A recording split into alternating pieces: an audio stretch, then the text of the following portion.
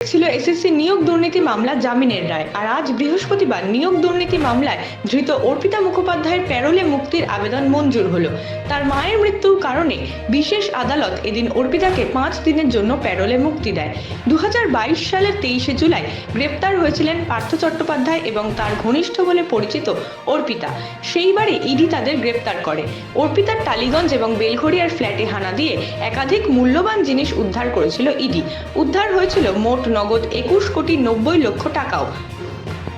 ইডির একটানা অভিযানে 27শে জুলাই বেলঘড়িয়ার ক্লাবটাউন হাইটস আবাসনে অর্পিতার নামে থাকা আরও 2টি ফ্ল্যাটে অভিযান চালিয়ে সেখান থেকে মোট 27,90,00,000 টাকা নগদে উদ্ধার করে ইডি।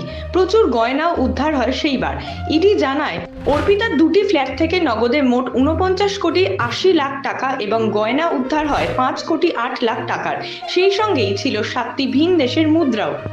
গ্রেপ্তারের পর প্রায় কেটে গিয়েছে 2 বছর। উল্লেখ্য, এই মামলায় তদন্তভার সামলাচ্ছে আরও এক কেন্দ্রীয় সংস্থা সিবিআই। পার্থ ও অর্পিতা দুজনেই জেলে বন্দী। আদালতে বিচার পর্বও চলছে তাদের বিরুদ্ধে। জানা গিয়েছে, বেলঘড়িয়াতেই থাকতেন অর্পিতার মা। তার শেষ কৃত্যে যোগদানের জন্যই প্যারোল মঞ্জুর হয়েছে অর্পিতা মুখোপাধ্যায়ের।